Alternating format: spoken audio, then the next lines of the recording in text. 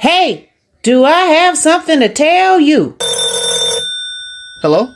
Hello? Hello?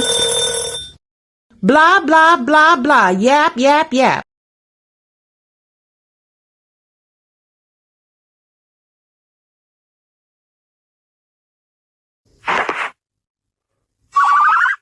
Settle down.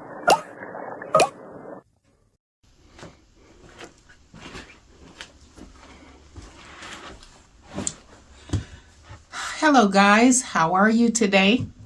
I hope you like ghost stories because I have one for you. Now, as you know, in my earlier video about being 59 and unemployed, I mentioned that I did a lot of jobs. One of the jobs that I used to do when I wanted quick money, fast money, was doing overnight cases in the home. Now, if you guys, I don't know if you believe in ghosts or spirits or not. I do because I have had encounters with them.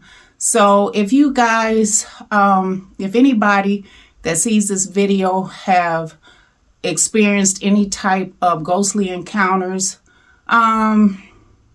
mention it in the description box below. Let me know how you dealt with it and how it turned out. Now, when I was younger, I was afraid of ghosts. I am still a little bit leery about it, but since I've gotten older, it's not quite as bad as it was before. But like I said, when I wanted quick money, easy money, fast money, I would do these overnight cases. So I contacted a company that I had signed up with, and they sent me to a home. Well, it was a condo, I think. And I was supposed to take care of a lady for 3 days until the regular girl came back from vacation. Now, one of the things that I should have noticed, well, not noticed, but a red flag was when the supervisor that was sending me there had mentioned that they had went through 4 people already, 4 people for 2 weeks, and they couldn't get anybody to stay, and I was the last resort. Okay, whatever. And I should have known something was wrong then, but nothing crossed my mind at the time. Now, there was 2 things that I was really skeptical about when it came to staying over in someone's home. One, if they had cats. At that time, I was deathly allergic to cats.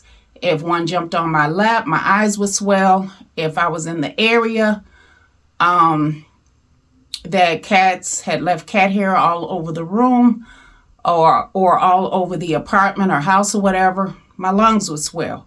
But I was so desperate to make these few dollars because I needed to make sure the light bill was paid. That when they said that there was a cat, I went ahead and took the job anyway. This company, the good thing about it, I'm sorry guys, I'm jumping back and forth, but the good thing about this company was you didn't have to wait a week or 2 weeks or a month before you got paid. Once the case ended, which would either be for me 2 days or 3 days or 2 nights, 3 days or whatever, I left with a check. So that was a good thing. So anyway, getting back to the story, I went to the store and I got everything that I could that could help me with my breathing and everything. I had Theraflu, I had my inhaler, because I also have asthma. And I got some more cold remedy stuff that I could take during the daytime because Theraflu make you sleepy at night. So I went over and I met the daughter-in-law. And she was very nice, and she introduced me to the lady that I would be looking after. And the lady was nice, and she was quiet and everything. So after she left, the daughter-in-law, I put the cat in the bedroom and with water and food and stuff so I can check on the cat, make sure the cat was okay. because I couldn't have the cat running throughout the apartment with me being sick. Now, the lady that I was taking care of, like I said, or maybe I didn't say it, but she was very quiet. She would come to the table, and when it was time to eat, and sit down voluntarily, or when you got ready to feed her, you could call her and she would come to the table and she would sit down and eat.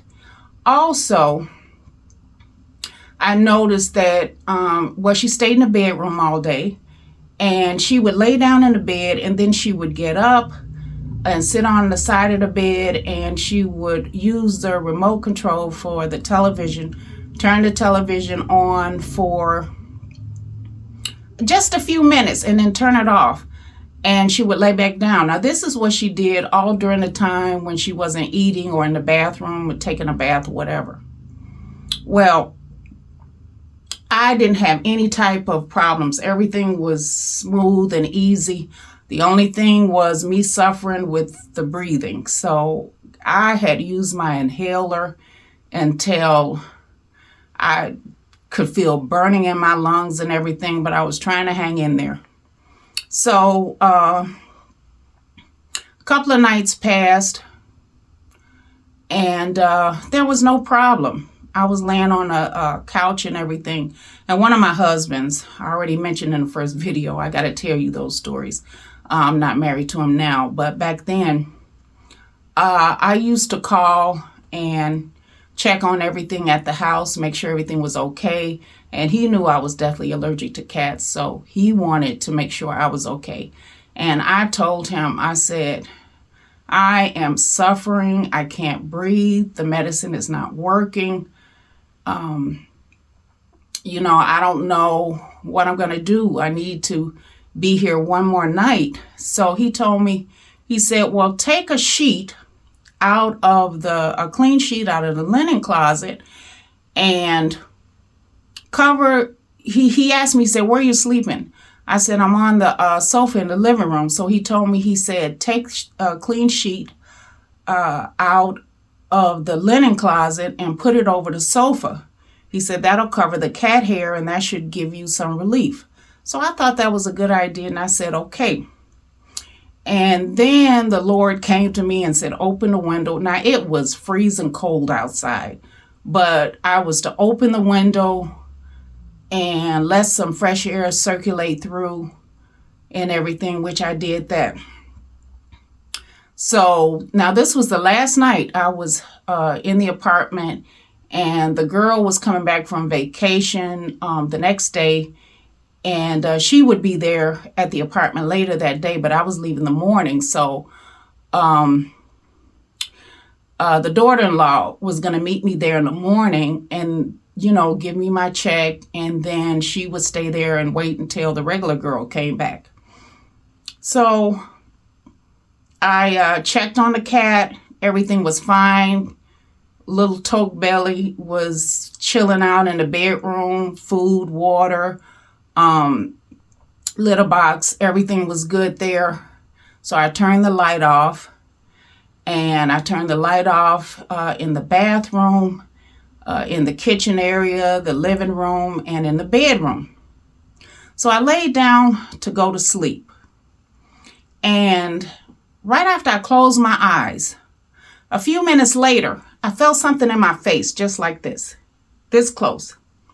And I jumped up, and there was nothing there. Now, keep in mind, guys, some people can see spirits. I have never been able to see spirits or ghosts. I can see visions if it come to me, but I have never been able to see spirits or ghosts.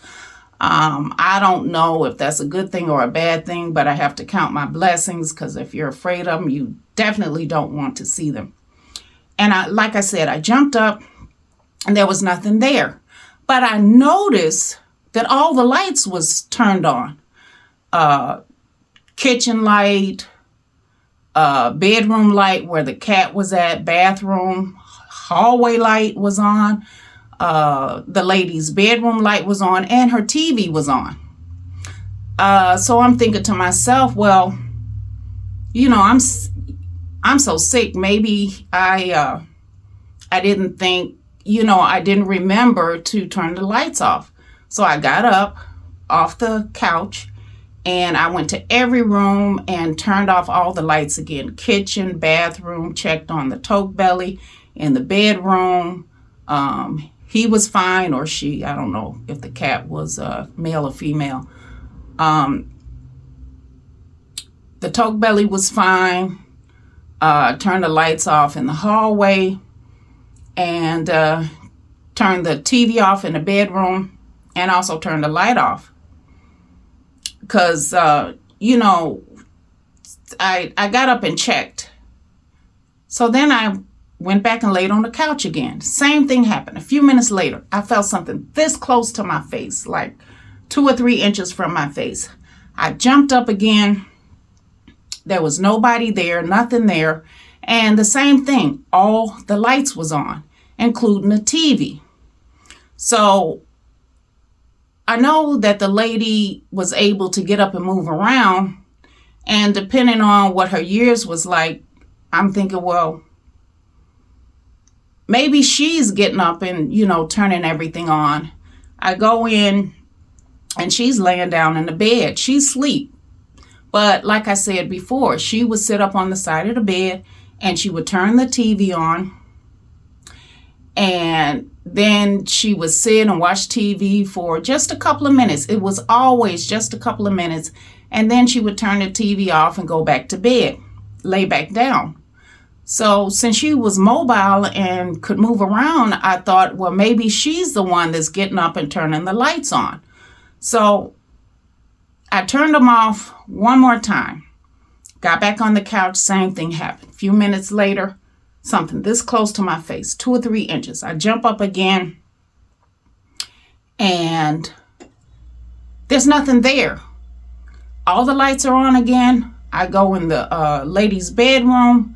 Her lights on, TV on, but she's laying down asleep.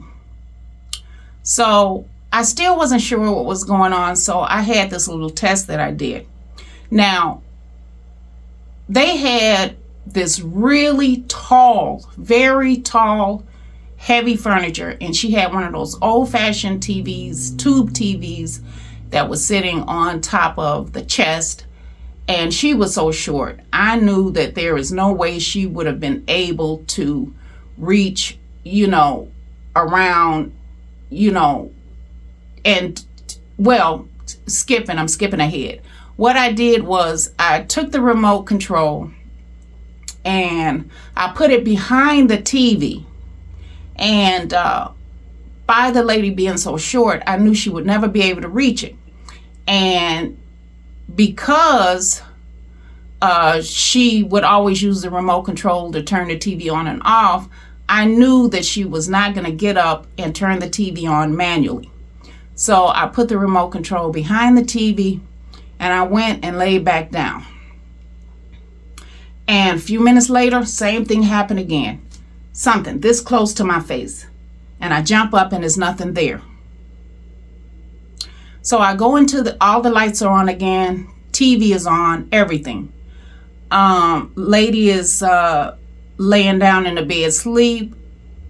I checked behind the TV. The remote control is still there. It had never been moved from where I placed it.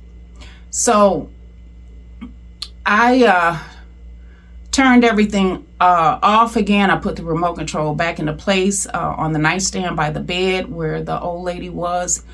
And a voice came to me, not a real voice, you know, something comes to your mind, guys, came to me and said,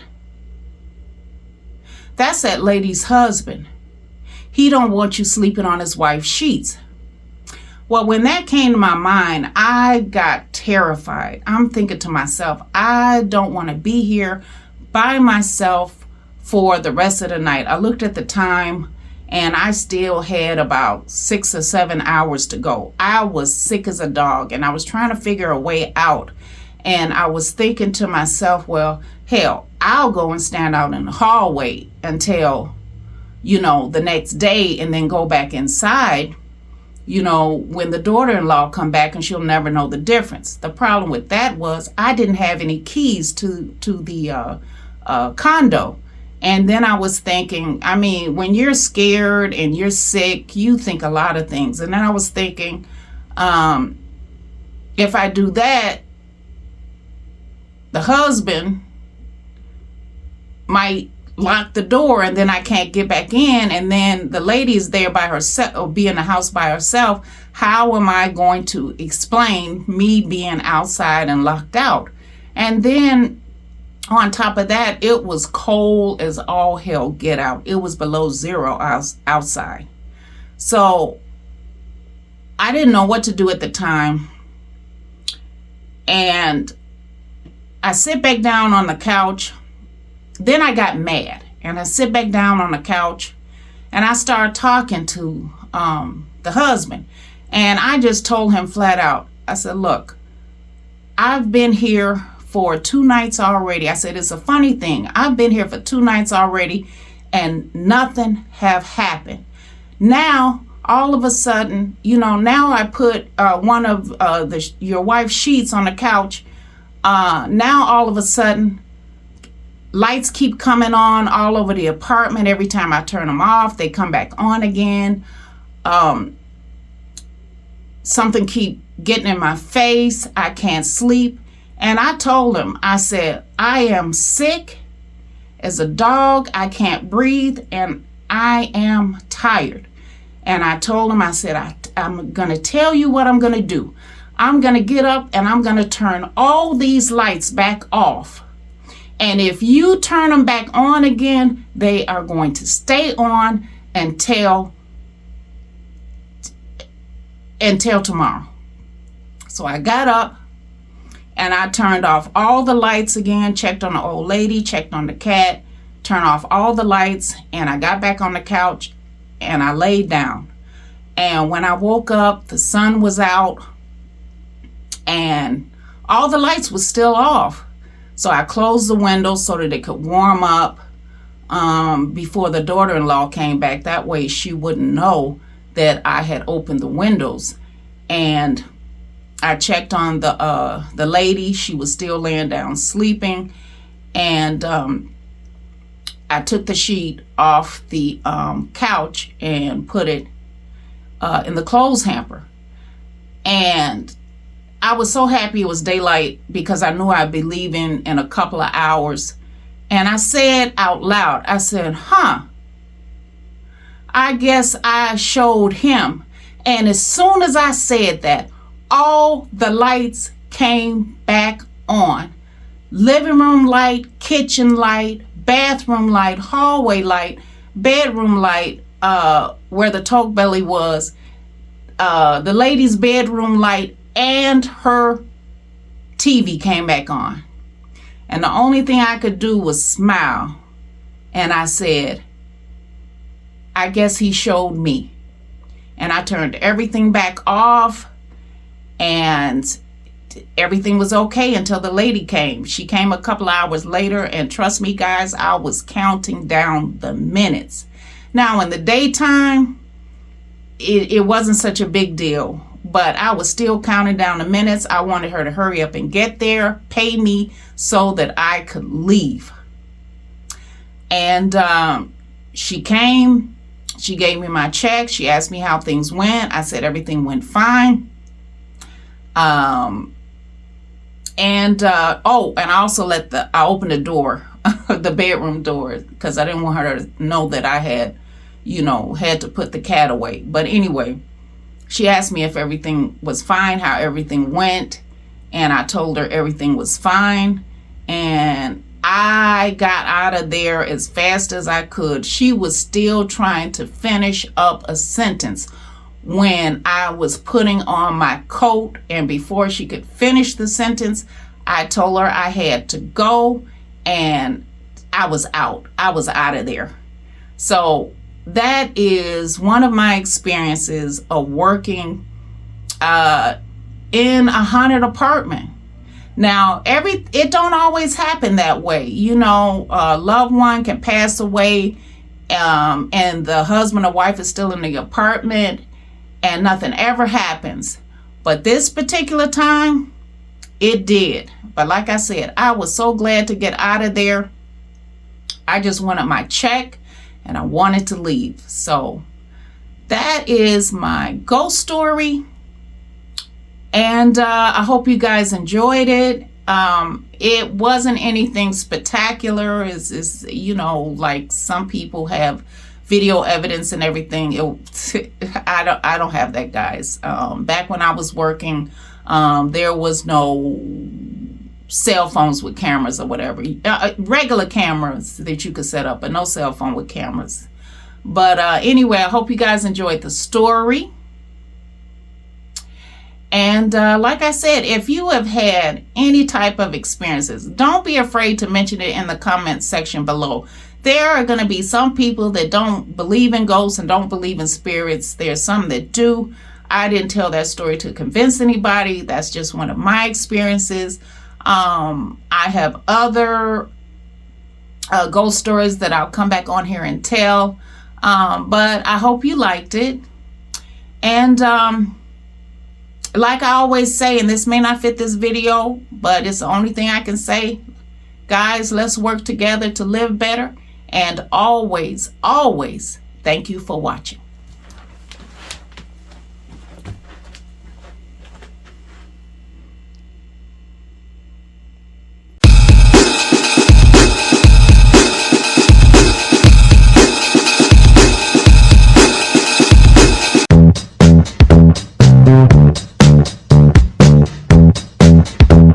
Thank you.